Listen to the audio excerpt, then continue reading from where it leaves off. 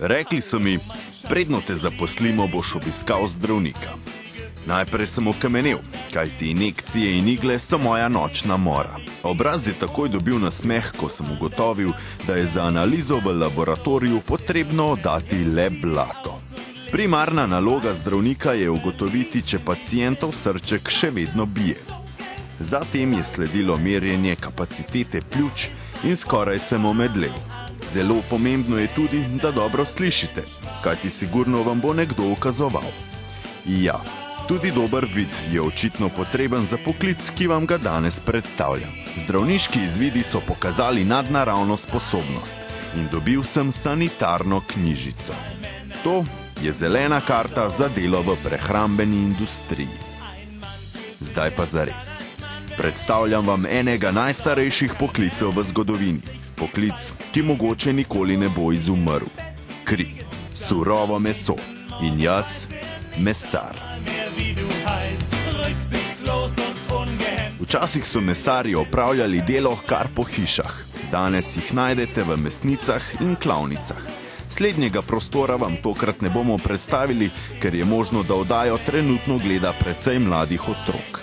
V prvi vrsti je naloga mesarja, da meso očisti, nareže in ga pripravi za prodajo. Njegov cilj je srečen kupec. V zadnjem času bi rekel, da več ali manj prodaja mesa upada. Skozi več ljudi je toliko osveščenih, da pretirano konzumiranje takega ali drugačnega mesa ni zdravo. 10 let nazaj smo mesa povedali, kar si ga videl. Prvič ga ni bilo, če pa že bilo, si ga pa pojedel v nemejenih količinah. Danes premisliš, preden boš konzumiral mesa. Šolanje poteka na 3-letni poklicni šoli. Smer mesar. Seveda se boste dela največ naučili na praksi.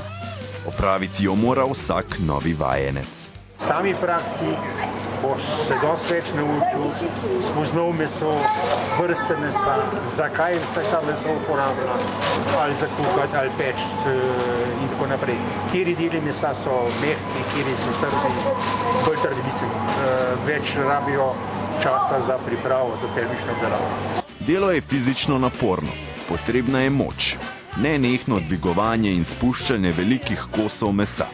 Predvsem pa vas ne sme motiti vonj po surovem mesu, ki je za vegetarijance velika želočna težava. Ne poznam mesarja, da bi bil vegetarijanc.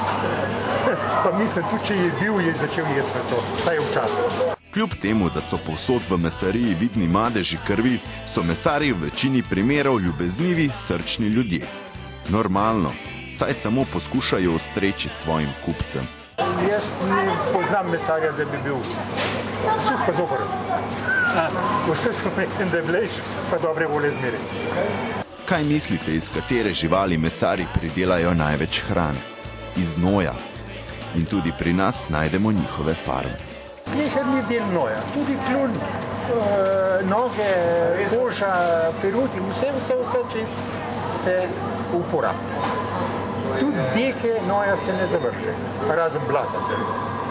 Kot mesar boste težko obogateli, zagotovo pa boste vedno imeli poln hladilnik rdečega mesa. Če ga vaše telo zares potrebuje, pa presodite sami. V vsakem primeru je tudi rdeče meso problem. To, da je človek narejen, da bo jedel samo zelenjavo, sigurno ni. A veš si predstavljate mogoče kdaj družbo, da bi se sam s pšenico prehranjevala? Niti slučajno. Če bi se prehranjevali samo s pšenico in le to pridelovali po celem planetu, potem ne bi poznali lakote. Do naslednjič, ko vam mogoče predstavim vaš sanjski poklic.